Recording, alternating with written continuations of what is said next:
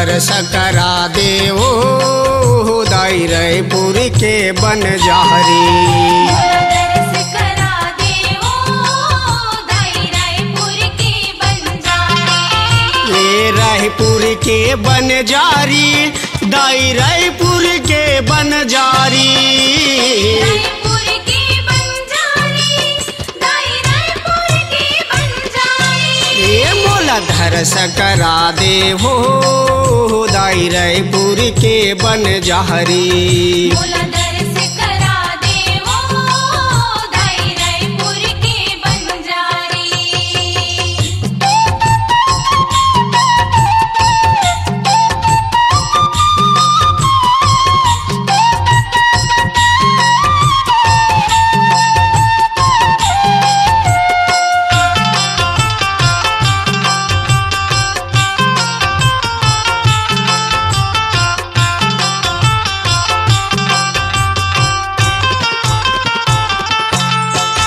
हो छत्तीसगढ़ के राजधानी माँ थोड़े देवाला चमके है वो भक्तों के आस पुराए है बरदाई भुइया फोर के निकले है वो। भुइया फोर के निकले वो दाई भुइया फोर के निकले वो भक्तों के आस पुराए बरदाई भुइया फोर के निकले वो।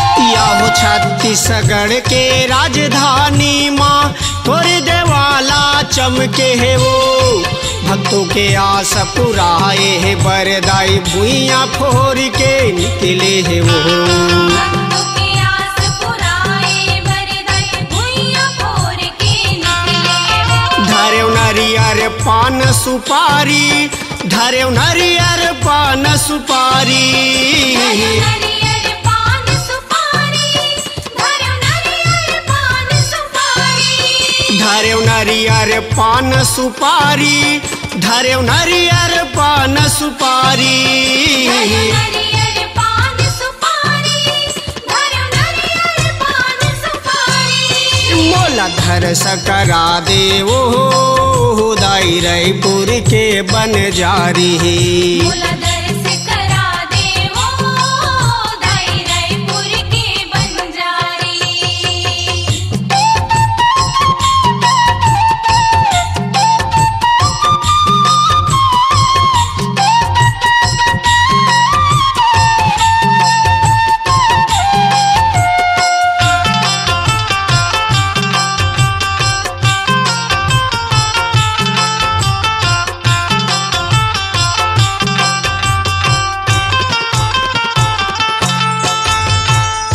भुवन में देवी देवता के चारों मुड़ा मावास हो जेकर बीच में सोए है विष्णु लगाए सुघर आस हो।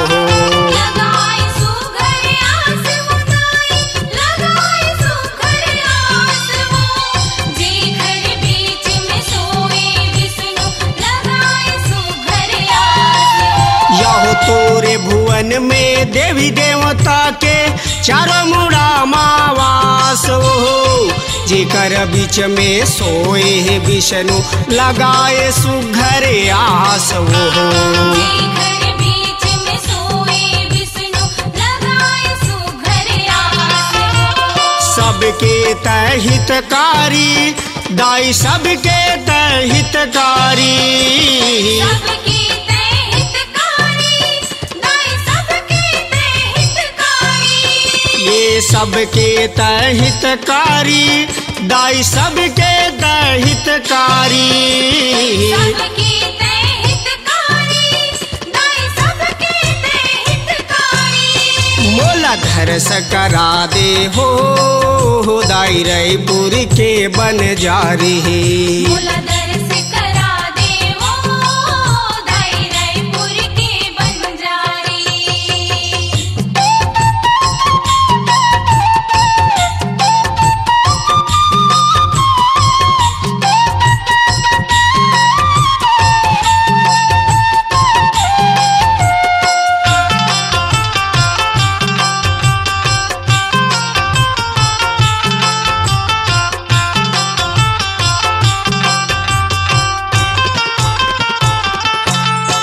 यहो मंदिर ऊपर में अजब रूप ले बैठे पवन कुमार वो दर्शन बर देखो भीड़ लगे है दाई तोरे दरबार वो दाई तोरे दरबार वो माता, दाई तोरे दरबार वो दर्शन बर देखो भीड़ लगे है दाई तोरे दरबार वो।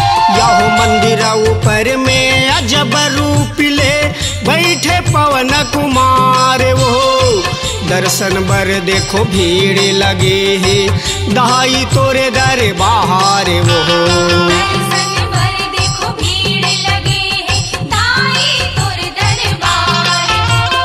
सुमरे तोला नर नारी दाई सुमरे तोला नर नारी सुमरे तोला नर नारी, दाई सुमरे तोला नर नारी। सुमरे तोला नर नारी दाई सुमरे तोला नर नारी सुमरे तोला नर नारी, दाई सुमरे तोला नर नारी। मोला धरस करा दे हो दाई रायपुर के बन जारी दरस करा दे ओ दाई रायपुर के बंजारे। ये रायपुर के बन जारी दाई रायपुर के बन जारी रायपुर के बंजारे, दाई रायपुर के बंजारे। ये मोला धरस करा दे हो दाई रायपुर के बन जारी दरस करा दे ओ दाई रायपुर के बंजारे। मोला दरस करा दे हो दाई रायपुर के बन जारी दरस करा दे ओ दाई रायपुर के बंजारे।